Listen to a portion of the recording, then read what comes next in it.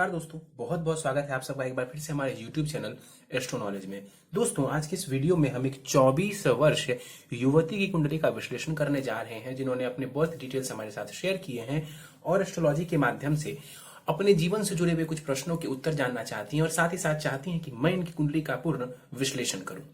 आगे बढ़ने से पहले हर बार की तरह आप सबसे निवेदन है, यदि अभी तक आपने हमारे YouTube चैनल एस्ट्रो नॉलेज को सब्सक्राइब नहीं किया है तो आप प्लीज इसे सब्सक्राइब कर दें और बेल आइकन को दबाना ना भूलें। साथ ही साथ दोस्तों, यदि आप सब भी इसी प्रकार अपनी कुंडली का विश्लेषण करवाना चाहते हैं या फिर मुझसे संपर्क करना चाहते हैं तो स्क्रीन के ऊपर फ्लैश हो रहे व्हाट्सएप नंबर के ऊपर आप मुझसे संपर्क कर सकते हैं।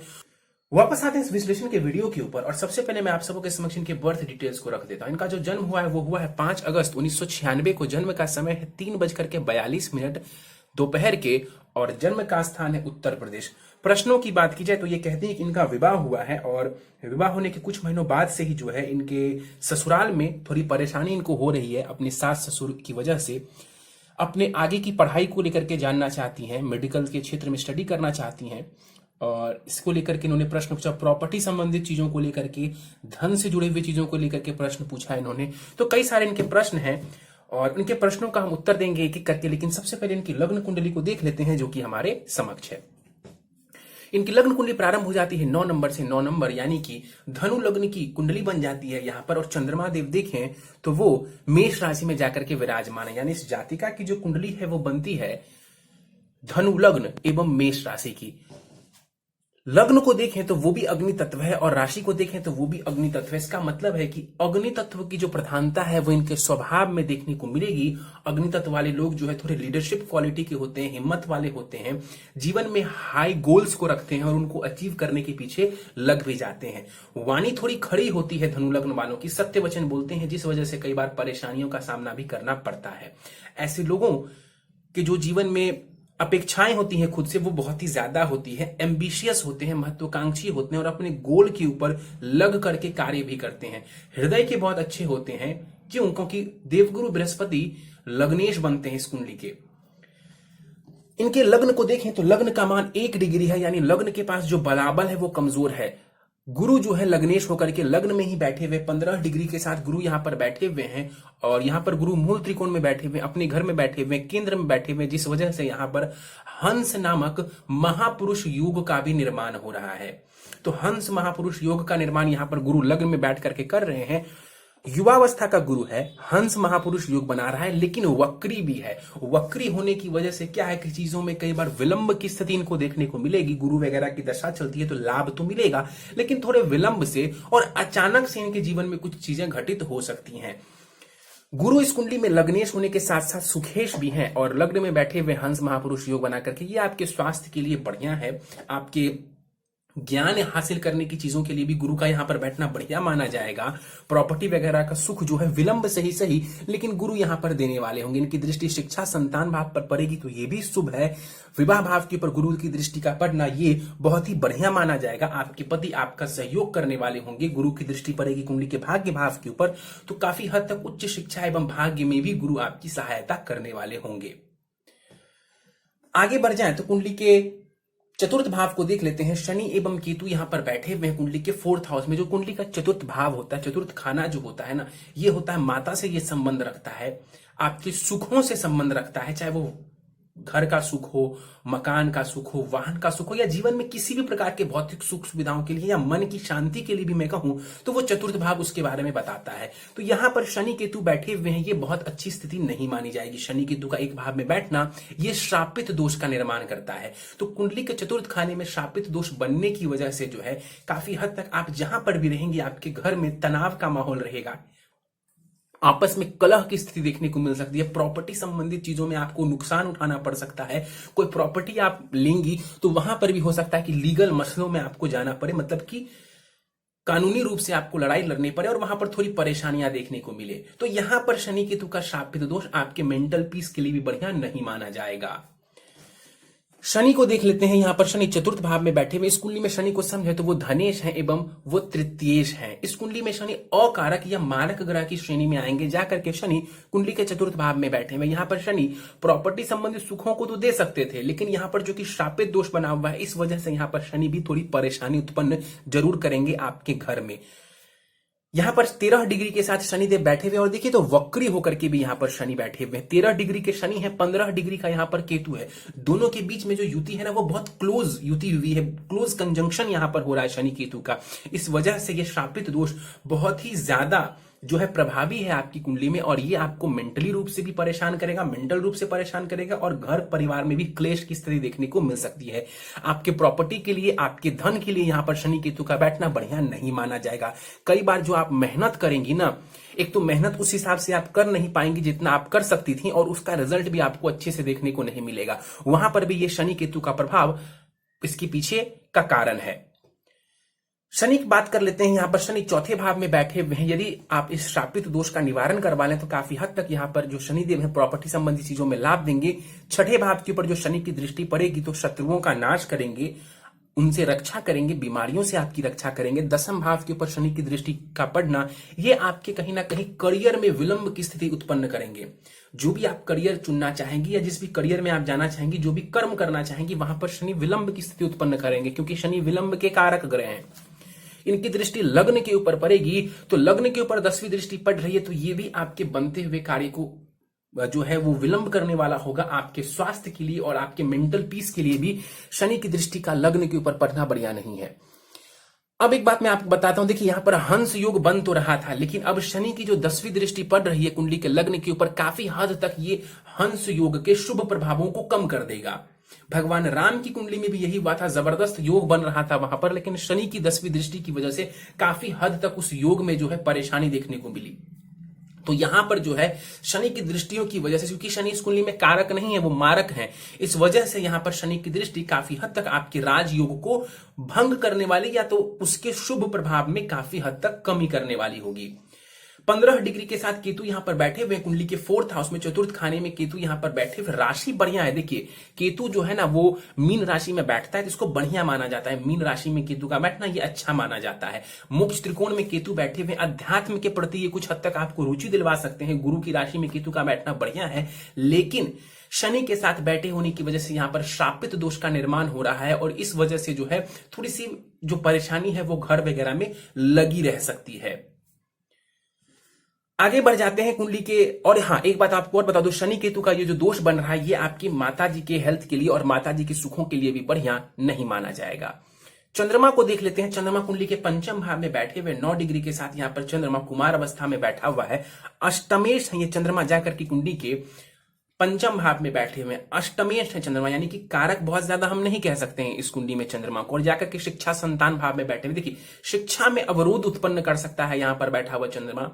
आपको यहां पर बैठा हुआ जो चंद्रमा है वो टेंशन देने का कार्य कर सकता है, क्योंकि मेष राशि का चंद्रमा है। मेष राशि जो है ये अग्नि तत्व प्रधान राशि है, मंगल की राशि, तो टेंशन का जो है टेंशन आप ले सकती हैं, तो टेंशन से आपको बचना चाहिए। हाँ, इतना जरूर मैं बोलूंगा कि गुरु की जो 5म दृष्टि चंद्रमा के ऊपर पड़ रही है ये काफी हद तक आपके मानसिक दोषों को कम करने वाला होगा, नहीं तो परेशानी और भी ज्यादा हो सकती थी आपको। चंद्रमा यहां पर बैठे हुए मंगल के साथ तात्कालिक मैत्री में भी है, संतान वगैरह के लिए स्थिति ठीक है, फिर भी आप जो है मेंटली थोड़ी सी परेशान रह सकती हैं। चंद्रमा की दृष्टि पड़ेगी कुंडली के लाभ स्थान के ऊपर। लाभ स्थान के ऊपर दृष्टि पड़ने की वजह से जो है आप अपनी क्रिएटिविटी के माध्यम से, अपने इंटेलिजेंस के माध्यम से कुछ हद तक जो है धन कमा सकती हैं। चूंकि चंद्रमा अष्टमेश है तो बहुत अच्छा लाभ मैं नहीं कहूंगा इससे भी।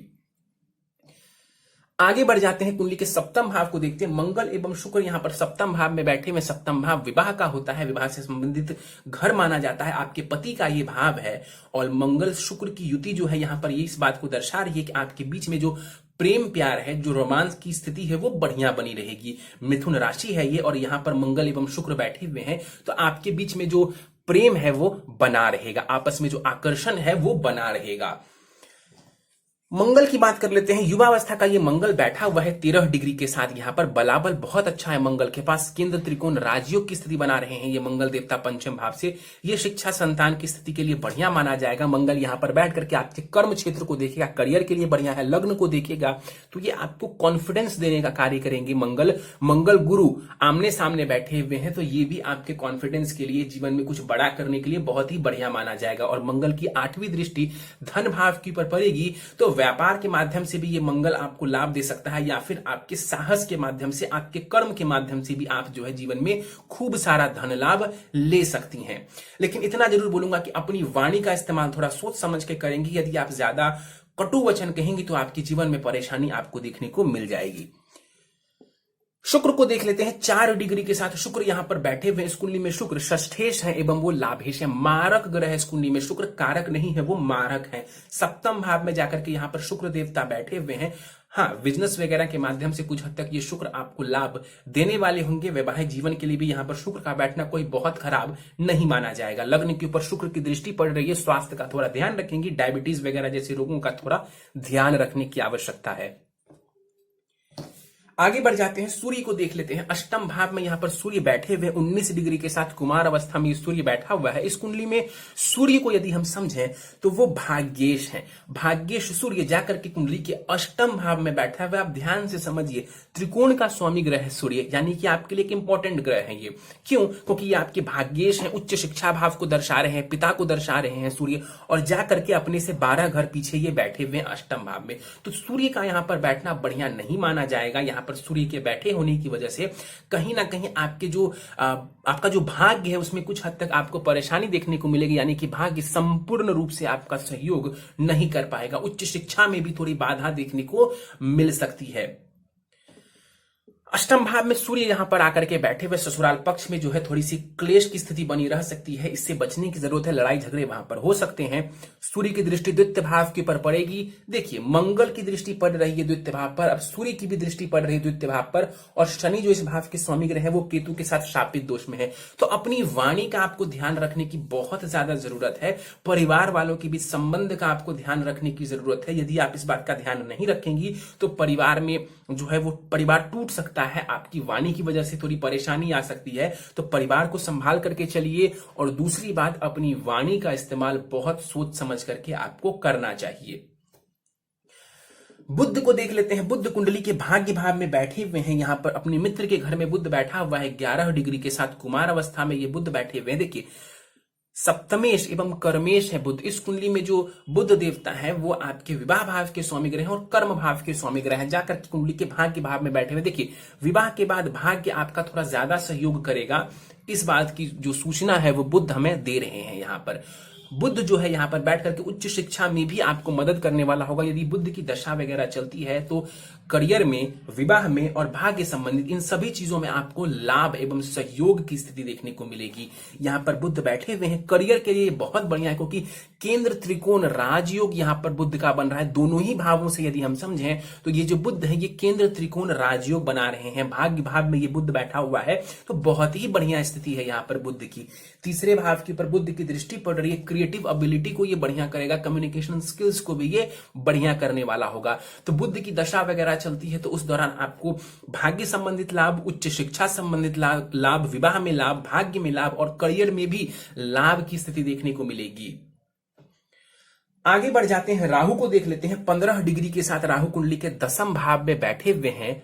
और देखिए, यहां पर जो राहु है ये कन्या राशि में बैठा हुआ है। कन्या राशि में राहु को बढ़िया माना जाता है। 10वें भाव में भी राहु को कोई बहुत खराब नहीं माना जाता है। यहां पर राहु देवता बैठे हुए बुध के घर में, और बुध को देखें तो उसकी स्थिति बढ़िया है। इस वजह से यहां पर जो है आपके करियर में राहु आपको सफलता देने वाले होंगे। राहु का बल भी बढ़िया है, तो करियर में आप कुछ बहुत अच्छा कर सकती हैं। हाँ, इतना जरूर है कि शनि की दृष्टि यहां पर पड़ रही है, जिस वजह से यदि उनकी दशा वगैरह चलती है तो करियर में उस दौरान थोड़ी परेशानी हो सकती है। और शनि की दृष्टि के कारण करियर में सफलता थोड़े विलंब से आपको मिल सकती है। राहु की दृष्टि द्वितीय भाव के ऊपर पड़ेगी तो यहां पर अब देखिए, मंगल भी इसके ऊपर प्रभाव डाल रहा है, सूर्य भी प्रभाव डाल रहा है, अब राहु का भी प्रभाव है और शनि इस भाव के स्वामी ग्रह। तो वाणी की परेशानी, धन की परेशानी, सेविंग्स की परेशानी और परिवार में परेशानी, ये आपका द्वितीय भाव दर्शा रहा है। तो यहां पर आपको अपनी वाणी का ध्यान रखना है और परिवार वालों के साथ संबंधों का आपको ध्यान रखते हुए चलना चाहिए। राहु की दृष्टि पड़ेगी कुंडली के 4थे भाव के ऊपर, ये थोड़ी परेशानी खड़ी कर सकते हैं, क्लेश करवा सकते हैं घर में। कुंडली के 6ठे भाव के ऊपर राहु की दृष्टि पड़ेगी तो आपके गुप्त शत्रु हो सकते हैं और उनसे आपको संभल करके रहने की आवश्यकता है। दशाओं की हम बात कर लें तो सूर्य की महादशा आपको फिलहाल चल रही है, जो कि 6 जून 2024 तक रहने वाली है।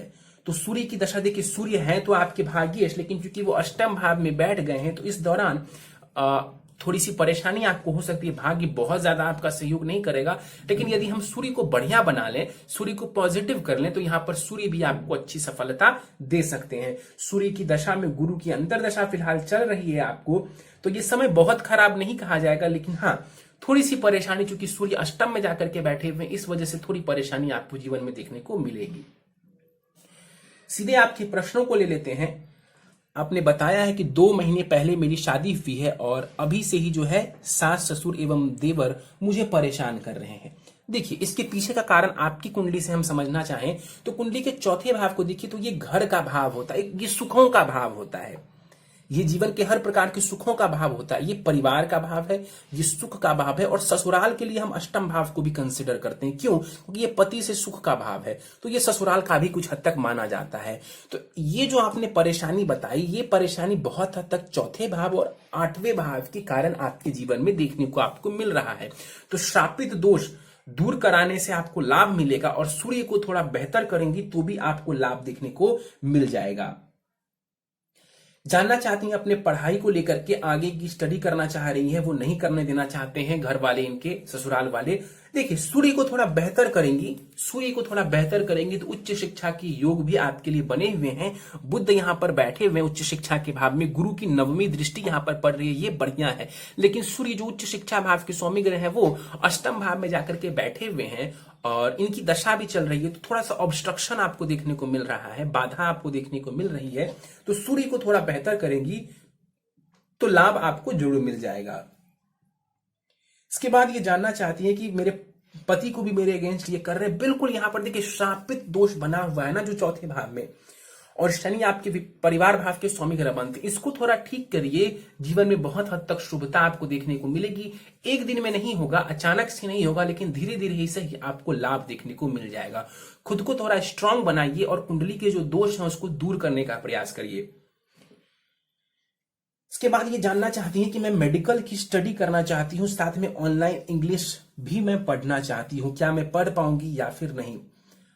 देखिए, सूर्य को थोड़ा बेहतर करने की जरूरत है। आपका जो मंगल है ना, ये शिक्षा भाव के स्वामी ग्रह, इनकी स्थिति मुझे बढ़िया नजर आ रही है मंगल की। नवमांश में भी ये मंगल उच्च का है, तो शिक्षा में तो आप बढ़िया हैं ही, और शिक्षा में आपको आगे भी सफलता है, ऐसी कोई दिक्कत वाली बात नहीं नजर आती है मुझे। करियर की जहां तक बात है तो मेडिकल क्षेत्र में आप कुछ हद तक जा सकती हैं, बहुत जबरदस्त तो नहीं दिख रहा है, लेकिन हाँ आप जाना चाहेंगे तो मेडिकल क्षेत्र में भी आपको सफलता मिल जाएगी। मेडिकल का क्षेत्र हो, टीचिंग का क्षेत्र हो, इसके अलावा बिजनेस भी आप कर सकती, इंपोर्ट एक्सपोर्ट से जुड़ा हुआ कारोबार हो, या फिर शिक्षा से ही जुड़ा हुआ बिजनेस जो होता है ना, वहां पर भी आप जाकर के सफलता अर्जित कर सकती हैं। इसके बाद आपने पूछा है कि सास ससुर और देवर प्रॉपर्टी नहीं देना चाहते। देखिए, प्रॉपर्टी का जो भाव है वो यही भाव है। अब बार बार एक ही बात वही ले देख करके आपकी कुंडली का जो चौथा खाना है, ले दे करके जो शनि केतु का शापित दोष है ना, वो बहुत हद तक प्रभावी नजर आ रहा है आपके जीवन में। तो इससे बचने की जरूरत है आपको, और परेशानी बिल्कुल नजर आ रही है। आपने पूछा है कि क्या आगे जाकर के कोई परेशानी होगी, बिल्कुल परेशानी हो सकती है। आपकी कुंडली के माध्यम से तो ऐसा लग रहा है कि हाँ, जहां पर भी प्रॉपर्टी की बात आएगी वहां पर आपको परेशानियों का सामना करना पड़ेगा। इसके बाद आपने कहा है कि छोटे भाई और बहन से जो है मेरा रिश्ता अच्छा नहीं रहता है, इसके पीछे का कारण क्या है। देखिए, जो कुंडली का तीसरा खाना है ना, ये छोटे भाई छोटी बहन का है। बड़े भाई बड़ी बहन का जो भाव है वो 11वां भाव है, और छोटे भाई छोटी बहन का जो भाव है वो तीसरा भाव है। इसके स्वामी ग्रह शनि बनते हैं, और शनि केतु फिर से वही वाली बात। तो जीवन की ज्यादातर परेशानियों के पीछे का कारण यदि आप समझेंगी तो शापित दोष का जो रोल है ना आपके जीवन में, वो बहुत ही ज्यादा आपको देखने को मिल रहा है। अपने पैसों से मैं घर बनवाना चाहती हूं, क्या बना पाऊंगी अथवा नहीं, ये मुश्किल है, ये थोड़ा मुश्किल है। लेकिन मैं आपके गुरु को देखते हुए, गुरु की पोजीशन को देखते हुए, हंस योग को देखते हुए ऐसा कह सकता हूं कि विलंब से ही सही आप ऐसा कर सकती हैं। थोड़ी परेशानी आएगी, लेकिन गुरु को थोड़ा अच्छा करके और इस भाव को थोड़ा बेहतर करके आप इसमें भी सफलता प्राप्त कर सकती हैं। उसके बाद आप जानना चाहती हैं कि कितना धन मैं कमा पाऊंगी। देखिए, धन की जहां तक बात करूं तो धन है आपके पास, धन आएगा आपके पास। व्यापार के माध्यम से भी आप चाहें तो जीवन में धन अर्जित कर सकती हैं। जो कुंडली का सप्तम खाना है ये बढ़िया नजर आ रहा है। आप अपने पति के साथ भी चाहें तो पार्टनरशिप करके बिजनेस शुरू कर सकती हैं। आप इंटेलिजेंट नजर आ रही हैं, आपके पास ज्ञान मौजूद है। यदि आपके पति के साथ आप चाहें तो मिल करके, या किसी भी पार्टनर के साथ, आप भरोसेमंद व्यक्ति के साथ आप चाहें तो मिल करके पार्टनरशिप कर सकती हैं। उससे भी आपको व्यापार में अच्छा खासा लाभ देखने को मिल जाएगा। और इसके अलावा आपने पूछा मेरे हस्बैंड की जॉब कब लगी। देखिए, मैंने कई बार कहा है कि आपकी कुंडली से आपके बारे में ज्यादा बताया जा सकता है, एक्यूरेट बताया जा सकता है। किसी और के बारे में पूरी तरह से एक्यूरेसी के साथ हम बात नहीं कर सकते हैं, लेकिन फिर भी मैं आपको एक हिंट दे देता हूं कि 2022 में अच्छा योग नजर आ रहा है उनके जॉब का या उनके करियर में कुछ अच्छा होने का। आपका सप्तम भाव जो पति का भाव है, वहीं से मैंने देख करके ये बात को कहा है कि आपकी कुंडली से ऐसा लग रहा है कि 2022 में आपके हस्बैंड की नौकरी लग सकती है। उनकी कुंडली को देख करके इस बात को ज्यादा बेहतर तरीके से बताया जा सकता है। हाँ, आपकी कुंडली से एक इंडिकेशन हम जरूर दे सकते हैं। पति बिजनेस छोड़ रहे हैं, देखिए उनकी कुंडली में क्या योग है इसके बारे में मैं कोई कमेंट नहीं कर सकता कि वो बिजनेस जो छोड़ रहे हैं वो अच्छा है अथवा नहीं है। ये मैं इस आपकी कुंडली को देख करके इसके ऊपर कोई कमेंट नहीं कर सकता हूं। इन्होंने वक्री ग्रह को लेकर के प्रश्न पूछा है कि जब भी कोई ग्रह वक्री होता है तो हमें उसके क्या उपाय करने चाहिए, कौन सा काम ऐसा रह गया है पिछले जन्म का, ये हमें कैसे पता चलेगा। देखिए, बिल्कुल ये बात सच है कि जो वो ग्रह वक्री होते हैं ये पेंडिंग कर्मा को बताते हैं। जो कर्म हमारे रह गए हैं किसी माध्यम से, किसी जन्म के, उस चीज को ये दर्शाते हैं। तो कैसे जानेंगे, तो देखिए गुरु जो है ये किस चीज का ग्रह है, तो ये धर्म का ग्रह है, ये गुरु का ग्रह है। तो अपने गुरु जो अपने आप से बड़े हैं उसका सम्मान करेंगे, खास करके जो गुरु के लेवल के लोग हैं उसका सम्मान करेंगी। जीवन में धर्म कर्म से जुड़ेंगी, मतलब कि धार्मिक चीजों से जुड़ेंगी। यही तो गुरु रिप्रेजेंट करते हैं। वक्री कौन है, तो गुरु, यानी कि गुरु से ही जुड़ा हुआ कुछ कार्य आपका रह गया है। तो धर्म कर्म से जुड़िए, बड़ों का सम्मान कीजिए, गुरु समान जो लोग हैं उनका सम्मान करेंगे तो यहां पर आपका जो लाभ है वो देखने को आपको मिल जाएगा। फिर से एक बात बता दो कि गुरु वक्री है, इसका पूर्ण लाभ इसी वजह से आपको नहीं मिल पा रहा है। और दूसरा, यहां पर रत्न के माध्यम से आपको कोई भी लाभ नहीं होगा। गुरु ऑलरेडी डिग्री वाइज बलवान है, तो गुरु का रत्न भी धारण करने से आपको कोई लाभ नहीं होगा। बिल्कुल सही आपने पूछा है कि कैसे इसका लाभ ले सकते हैं, तो धर्म कर्म करके, मंदिर वगैरह जाकर के, मंदिर की सेवा करके, गुरु की सेवा करके आप लाभ ले सकते हैं। अपने धर्म की सेवा करके आप इसका लाभ ले सकती हैं। उसी प्रकार शनि यहां पर जो है वक्री हुए पड़े हैं, तो शनि डिसिप्लिन को दर्शाते हैं। शनि दर्शाते हैं नीचे तबके के लोगों को, शनि नीचे तबके के लोगों को, लेबर क्लास को दर्शाते हैं, गरीब लोगों को दर्शाते हैं, हैंडीकैप को दर्शाते हैं। तो उनकी सेवा करके, जीवन में डिसिप्लिन में रह करके, मेहनत करके आप यदि रहेंगी तो यहां पर शनि भी आपको जो लाभ है वो देने वाले होंगे। तो इस तरीके से कुछ आप गुरु और शनि को भी बढ़िया बना सकती है इनके वक्री होने के बावजूद। उपाय पर जाने से पहले नवमांश कुंडली एक बार देख लेते हैं। नवमांश 1 नंबर से आपका प्रारंभ हो रहा है, मेष लग्न से प्रारंभ हो रहा है। 10वें भाव में मंगल उच्च का बैठा हुआ, ये बढ़िया है आपके लिए। मंगल का जो बल है दोनों ही कुंडली में मुझे बहुत बढ़िया नजर आ रहा है। षडबल में भी मंगल सबसे ज्यादा बली नजर आ रहे हैं, तो मंगल का बल आपकी कुंडली में बहुत ही बढ़िया है। गुरु जो है वहां पर 5वें भाव में बैठे हुए, वो भी शिक्षा संतान के लिए बढ़िया है। और सूर्य गुरु का राशि परिवर्तन हो रहा है और सूर्य वहां पर बढ़िया है, 9वें भाव में बैठे हुए हैं। इसका मतलब है कि आपका मंगल गुरु सूर्य बहुत ही बलवान है। शिक्षा के ही क्षेत्र से जुड़िए, बिल्कुल सही जुड़ रही हैं आप। मेडिकल का भी क्षेत्र ठीक है, नहीं किसी कारणवश यदि कोई परेशानी हो तो शिक्षा के भी क्षेत्र में आप जाएंगी, जीवन में बहुत तरक्की करेंगी, बहुत उन्नति आप करेंगी। ज्यादातर ग्रहों की स्थिति मुझे नवमांश कुंडली में बढ़िया नजर आ रही है, लेकिन जो वहां पर 7वां भाव है ना, उसके स्वामी ग्रह शुक्र बनते हैं, वो 8वें भाव में शनि केतु के साथ बैठे हुए हैं। तो ससुराल का भाव है ना, जो ससुराल का भाव है, वहां पर जो पति से सुख का भाव है, वहां पर परेशानी नजर आ रही है। शनि केतु का शापित दोष दोनों ही कुंडलियों में बना हुआ और वहां पर सप्तमेश जो शुक्र है वो भी शनि केतु से पीड़ित नजर आ रहे हैं। तो ये आपके विवाह के लिए, वैवाहिक जीवन के लिए और ससुराल से संबंधित सुखों के लिए बढ़िया नहीं है। कुछ उपाय आपको दे रहा हूं, जिन उपायों से आपको अच्छा लाभ देखने को मिलेगा। आपकी कुंडली में ग्रह का बलाबल बहुत बढ़िया माना जाएगा। सारे ही ग्रहों का बल जो है षडबल में अच्छा नजर आ रहा है। उपाय आप नोट डाउन कर लीजिए। प्रथम उपाय है आपके लिए, नित्य भगवान सूर्य को अर्घ देंगी, सूर्य को जल चढ़ाएंगे, उसमें लाल रोली वगैरह, फूल वगैरह डाल करके आप जल चढ़ा सकती हैं उन्हें। आदित्य हृदय स्तोत्र का नित्य आपको पाठ करना चाहिए। सूर्य के सामने भी कर सकती है, नहीं तो पूजा स्थान पर भी बैठ करके कर सकती हैं। नित्य हनुमान चालीसा एवं शिव चालीसा का आपको पाठ करना चाहिए, इससे भी आपको लाभ देखने को मिलेगा। श्रापित दोष निवारण पूजा ब्राह्मण के द्वारा जितनी जल्दी से जल्दी हो सके आपको करवा लेनी चाहिए। अपने आसपास के ब्राह्मण से बात करिए, उनसे कहिए कि मुझे शनि केतु श्रापित दोष निवारण पूजा करानी है। इस पूजा को आप विधि विधान से करवा लीजिए, आपको बढ़िया लाभ देखने को मिलेगा। ये जो परेशानी कम से कम आपके जीवन में आ रही है उसमें बहुत हद तक कमी आपको देखने को मिलेगी। गुरु के बाद आपको शनि की ही अंतरदशा चलने वाली है। सूर्य की महादशा में शनि की अंतरदशा चलेगी। इस दौरान आपके पारिवारिक जीवन में और भी ज्यादा परेशानी आपको देखने को मिल सकती है। तो इससे पहले ही मैं चाहता हूं कि आप ये श्रापित दोष निवारण पूजा किसी ब्राह्मण से बात करके आप करा लें। नित्य ओम ब्रीम बृहस्पतये नमः इस मंत्र का 3 माला जाप करना है। 108 की एक माला होती है, 3 माला जाप आपको करना चाहिए। या तो हल्दी की माला से कर सकती हैं, नहीं तो रुद्राक्ष की भी माला से आप इसको कर सकती हैं। हर गुरुवार मंदिर जाएंगी, देवी देवताओं के दर्शन करेंगी। वो कोई भी मंदिर हो सकता है, किसी भी भगवान का मंदिर हो सकता है। हर गुरुवार मंदिर जाएंगी, भगवान के दर्शन करेंगी और संभव हो तो हर गुरुवार घर में बैठ करके विष्णु सहस्त्र नाम का पाठ करेंगी। विष्णु सहस्त्र नाम का पाठ करेंगी हर गुरुवार। यदि आप ऐसा करती हैं तो यकीन मानिए जीवन की कई सारी बाधाएं आपकी दूर हो जाएंगी और आपका जीवन जो है वो सुखमय हो जाएगा। लेकिन सबसे इंपॉर्टेंट है आपके लिए जो शनि केतु का श्रापित दोष बना हुआ है, इसका निवारण करवाना आपके लिए बहुत ही ज्यादा जरूरी है।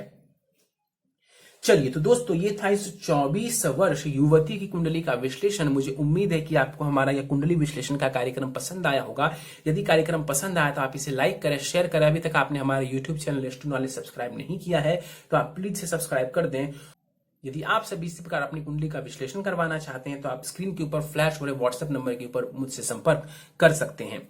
इस वीडियो में फिलहाल इतना ही दोस्तों। आप सभी का बहुत बहुत धन्यवाद।